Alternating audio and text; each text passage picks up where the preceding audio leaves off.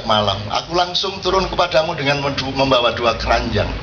Yang satu keranjang berisi ampunan, yang satu keranjang berisi rizki. Setiap dini hari Allah kembali ke rumahnya yang misterius, kita tidak tahu dan tidak bisa membayangkan, dengan hati yang sedikit kecewa. Yang kantong rezeki habis, yang kantong ampunan lho, gak ono sing njaluk belas. Dadi kantong ampunane aja digowo. Kantong rezekine wis karek ngene-ngene. Oh, alah gawe menungso pisan badok. Minta rezeki tok, tidak ada yang minta ampunan. Padahal dia bawa 2 kantung, 2 keranjang, yang satu ampunan, satu rezeki, yang ini entek. Sing kene sing ampunan ini wah ndak habis. Padahal di dalam satu keranjang ampunan terdapat 5 peti. Yang satu ampunan untuk prosedur ghafar, satu ampunan prosedur ghafur, yang satu afu, yang satunya lagi rauf. Bahkan ada 5, yang satunya lagi wadud, dengan kasus yang bermacam-macam. Orang yang suka kencing di tembok-tembok dikasih ghafur.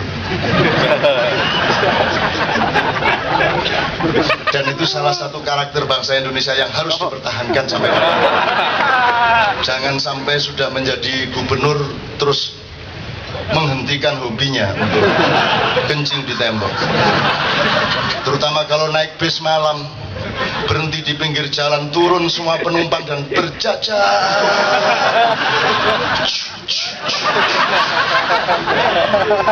Itu pemandangan yang sangat disukai malaikat. Ono sing mendowo kok. Allah indahnya manusia. Maka masa Tuhan bikin Al-Quran hanya untuk orang Islam, hanya untuk MUI, hanya untuk NU Muhammadiyah? Lalu bes gimana dong? Al-Quran untukmu semua, bahkan untuk pohon-pohon, untuk daun-daun, untuk semuanya. Gunung-gunung bisa berbicara kalau engkau mengerti bahasanya. Maka tanamlah semua dengan kasih sayang. Nah, sekarang terakhir saya ngomong soal Cak Dil, dia bilang, dan saya gembira malam hari ini terhadap ungkapan-ungkapannya Cak Dil, karena saya mengikuti hidup dia ini kan sudah 50, hampir 60 tahun. Jadi kalau Anda baca buku saya yang dari pojok sejarah itu kan ada kata Dil, itu dia. Jadi saya nulis di Belanda dalam keadaan mengalami apa yang dialami Iswan tadi, menyiasati bagaimana hidup tidak secara Eropa dan Amerika. Dan Iswan saya kira seharusnya sebelum ke Kanada dulu konsultasi dulu ke saya, karena untuk menghemat itu dia masih kurang maksimal. Kalau saya hidup di Amerika, saya hanya membutuhkan 1/4 dari rata-rata orang Amerika. Saya dapat uang sekitar $1.300 pada waktu itu, dan saya menggunakannya tidak lebih daripada $400. Karena saya sewa rumah, tempat apartemen di pojok bawah yang hampir nggak pernah ada yang mau nyewa, karena pernah ada orang bunuh diri di situ. Jadi pada takut di situ. Jadi seharusnya sewa apartemen sekitar 300-325, saya sewa 75. Karena memedine akeh. Nah, orang-orang itu karena saya kurang bisa berbahasa Inggris, tapi kalau sama hantu kok gak iso cara Jawa, hantu capopo kan.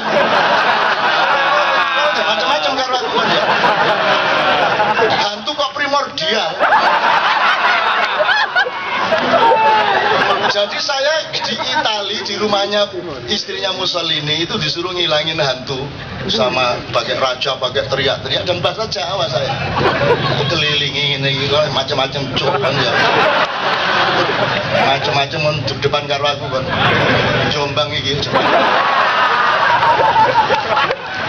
Hantu nih bukan takut, bengong iki apa iki? Loh Allah, di Australia Iya, rumah duta besar itu 3 tingkat. Duta besar Indonesia itu dia baru bertugas seminggu di sana, dapat seminggu dia pergi dari rumah itu tidak berani karena dia masih sendirian, istrinya masih di Jakarta. Tapi 3 malam berturut-turut istrinya datang. Jadi dia enak-enak tidur jam 1 malam, istrinya buka pintu, "Mas, nggak ingin mie nih malam-malam lah enak." Gitu. Nah, lo bojoku di Jakarta kok ada kene. Wah, udah dapat seminggu dia lari dari rumah itu. Kebetulan saya sama Kiai Kanjeng datang langsung taruh rumah itu. Itu langsung keliling kita di arah enti. Rene, ayo Rene. Ya apa sih raimu, ya apa raimu. Gitu kita. Nah itu kan orang itu kalau takut kan menakut-nakuti duluan daripada ditakut-takuti. Jadi saya itu begitu. Pokoknya sebelum ada apa tak penting ngisi. Ayo metu nek wani. Ayo. Akhirnya enggak dia. Enggak mau keluar. Saya belum pernah didatangi hantu dimanapun karena bagi mereka saya ini hantu. Loh, ini tenanan. Jadi kita ngilangin hantu di Itali, di London, di 2 tempat, terus di Canberra. Itu kita ngilanginnya coro iku mang. Karena Islamianto, Yoyo, anak Kiai Kanjeng 3 orang tuh pingsan karena dia lihat makhluk macem-macem. Wah, teriak, buah pingsan. Akhirnya oke, udah kamu minum-minum dulu, beres, tak ajak masuk lagi, pintu tak tutup dari tak kunci set, kuncinya tak bawa, terus gelap pekat di dalam situ wes saiki mate urip gelut. Kamu duduk di sini, aku keliling ke pojok. Dia dikon, ayo sikitan. Ayo sembunyi kamu, sembunyi, ayo sembunyi. Padahal aku gak ro apa-apa. Lu sama hantu kok ruwet. Hantu kan karanganmu sendiri. Ya kamu ngarang yang lain. Adegannya ditambahin dengan marah-marah gitu. Saya sudah praktek, jangankan hantu. Polisi Belanda 2 tahun saya tidak bayar tiket apapun. Kereta bis tidak bayar. Kamu dulu kaya raya karena ngerampok nenek saya. Kok sekarang saya datang dengan duit saya sendiri harus bayar tiket kereta bis? Tidak mau saya. Bener-bener tidak pernah bayar saya. Sekali ketahuan mas, wah ono operasi mencolot jeruan di tengah pinggir sawah itu. Wah melaku. Yang kedua, ketahuan saya bisa nyelintung, saya bisa menyelinap turun. Yang ketiga mas, udah di depan saya gabungan ini. Polisi, sopo gabungan jok depan, set kena ini $250. Gulden, belum euro pada waktu itu. Terus ya tapi kan saya kan sayang sama Allah dari dulu. Dalam hati saya, inilah saatnya engkau membuktikan cintamu kepada aku. Terus kepada siapa lagi ya Allah? Menurut aku, keluarlah tasawufku kan itu. Begitu, bahaya, kata. Kenapa mas? Jadi ngomong apa sama? Gak jelas ngomongnya. Ini ngomong gak jelas, apa sama? Terus polisi ini bingung,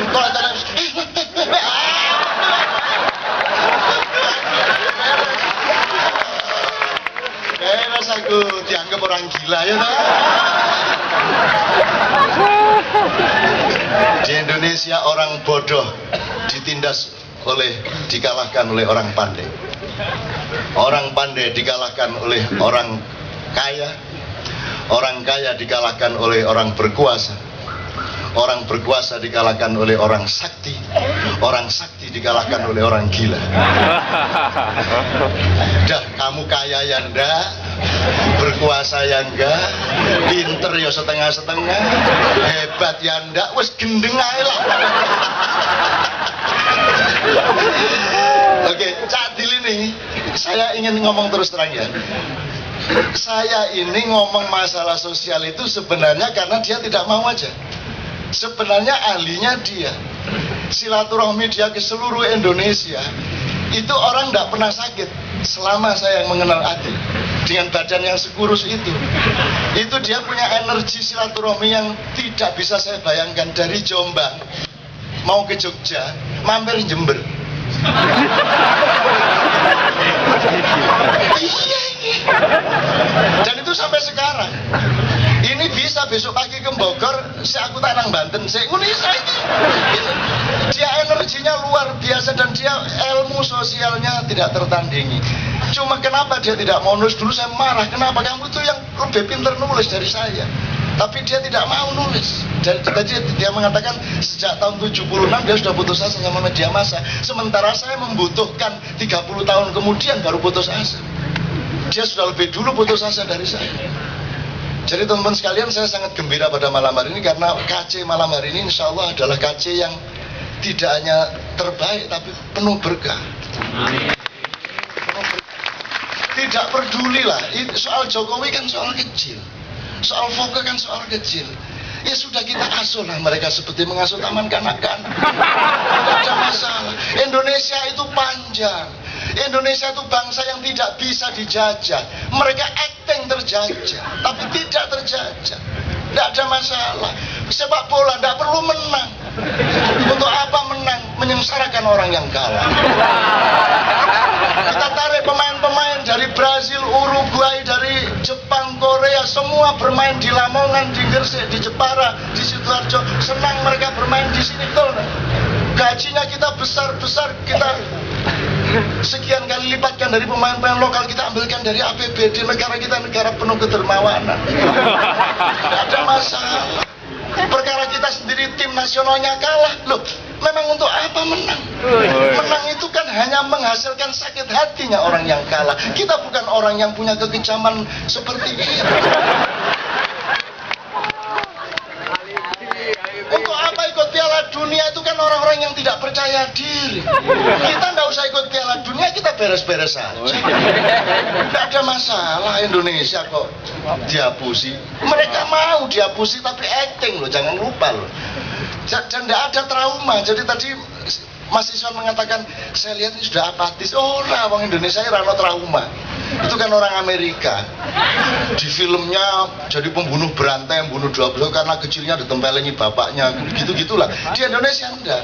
Kalau waktu kecilnya tidak ditempelengi bapaknya, enggak indah. Untung saya dulu diajar sama bapak saya. Dimasukin kepala saya ke kamar mandi. Dikunci di gudang. Kalau ndak gitu saya tidak menjadi orang yang tegar. Menurut ada Indonesia kok trauma apa gak ono trauma gatel.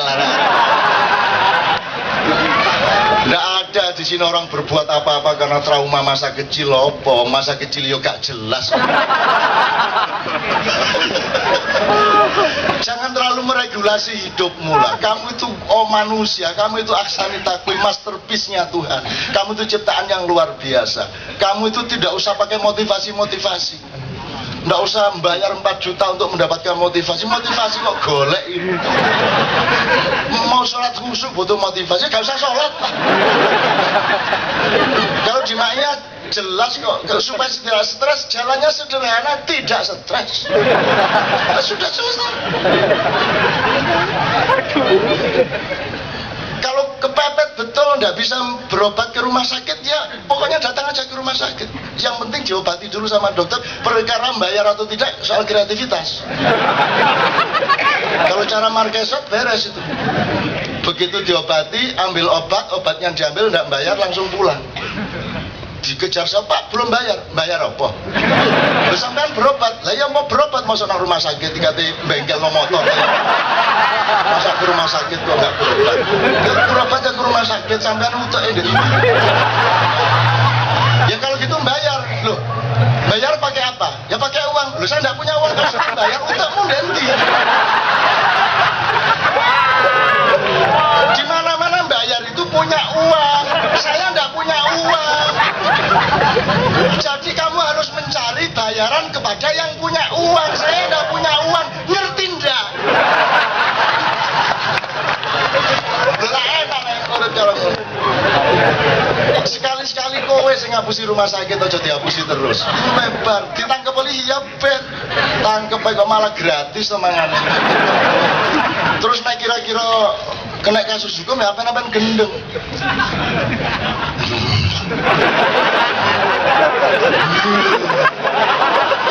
Wedi polisi.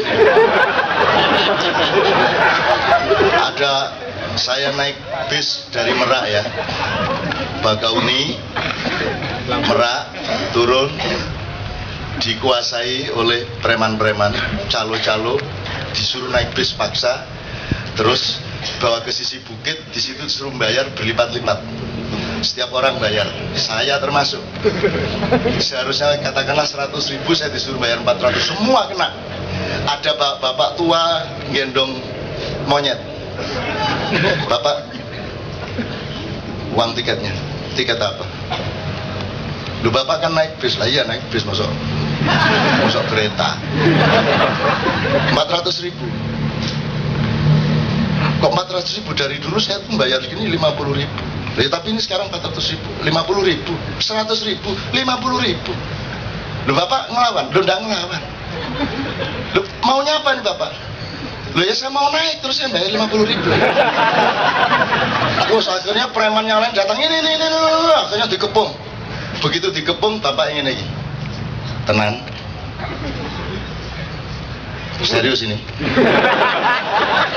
Kalau serius, aku matur Kanjeng Sunan Kalijogo. Eling ya, Kanjeng Sunan Kali. Mundur semua. Tidak bayar dari sampai Solo. Hanya dengan Sunan Kalijogo. Tidak berani preman lawan Sunan Kalijogo. Di Indonesia itu pokoknya kalau sama Tunek kalah lah. Nah, masih banyak cara untuk survive di Indonesia. Krisis opo. Tidak ada krisis di sini ya. Tidak punya rumah. Lah sing duwe omah sapa kene ya kan duwe omah. Wes pokoknya ada bangsa Indonesia ini top karena udah kita asuh lah SBY ya, enggak pernah dewasa lah dia. Dia remaja dari dulu sampai sekarang. Namanya manusia, ada yang berhasil dewasa, ada grow up, ada never grow up. Dia never grow up. Dia tidak pernah ada di pasukan, dia tidak punya pengalaman infanteri, dia punya pengalaman sebagai komandan batalion di lapangan, di peperangan. Dia jenderal salon. Jangan dituntut untuk menjadi. Dia tidak bisa, ya anak dia, apalagi dia tidak berkuasa, dia cuma 10% dalam sharingnya. Jadi kamu salah kalau kamu menuntut Pak SBY menjadi presiden yang tegas. Nah sekarang kamu membayangkan lawannya SBY yang tegas Prabowo. Nah, oke, nggak apa-apa, pelajari Prabowo. Umur 7 tahun dia di mana? Sampai umur 14 tahun dia di mana? Bahkan sampai umur 17 tahun dia di mana? Apa yang terjadi pada pelajari? Kenali siapa Prabowo. Gitu loh. Kita pakai untuk mencari ilmu tentang manusia. Gitu loh. Karena Allah meninggikan derajat semua orang yang mencari ilmu. Jadi minimum kita dapat ilmu, dapat pengetahuan dan ketenangan setelah mendapat pengetahuan itu. Besok yang menang siapa Vokal lagi, ya enggak apa-apa. Yang menang Jokowi ya enggak apa-apa. Lu kok Jokowi masih wali kota kok boleh nyalon gubernur, ya enggak apa-apa, konstitusinya seperti itu. Ya bapak, Indonesia. Indonesia itu enggak apa-apa, nanti dirubah lah. Kapan-kapan kalau pas tidak berkepentingan kan itu kan. Indonesia begitu kok hancur aja kok. Ini hancurnya agak terlalu lama lah gitu. Saya agak protes sama iblis. Please, kesuwen please. Oh pengen tok ya. Masa gini terus? Kok kamu agak radikal sedikit, kreatif gitu. Masa merusak Indonesia kok pelan-pelan? Sebab manusia Indonesia bukan manusia Amerika atau Eropa. Ini bukan pigs. Bukan apa namanya, bukan Portugis, Itali, Greece, sama Spain. Ini manusia Indonesia, kamu cara ngerusaknya kurang kreatif. Kalau cuma seperti itu tuh nggak rusak-rusak, lihat mana ada rusak. Berkembang terus ekonominya, bingung Eropa. Loh ke Indonesia ini makanan makin banyak, di mana-mana makanan. Ngitung warung, Narven Fresh. Saking bingungnya badok gitu. Tapi saya kira manusia Indonesia akan mengagetkan dunia pada suatu hari. Setelah semuanya Cina Londo kari sak judo wong Jawa kari separuh ibaratnya ya. Itu kene iki lho kok gur mati kon. Lho mosok ngono tok mati. Itu wanita Indonesia diperkosa Belanda 350 tahun. Sing perkosa wis sing wedok empun ta. Monggo sampean disikecaken pun monggo. Monggo. Tidak apa-apa berpuasa. Tidak ada kapok orang Indonesia kok kapok. Udah ini orang gila. Jadi, karena dulu Anda ini turunan mulai generasi keempat sesudah Nabi Adam itu ada orang anaknya Nabi Sis namanya Anwar, kakaknya namanya Anwas. Yang Anwas ini kemudian menurunkan jadi orang Barat, orang Yahudi sama orang Arab. Nah, anak yang kedua itu istrinya Nabi Sis itu dimasukin iblis. Jadi iblis menjelma pura-pura jadi istrinya Nabi Sis, ditiduri, lahirlah Anwar, lahirlah orang Indonesia. Campuran antara manusia, malaikat sama iblis.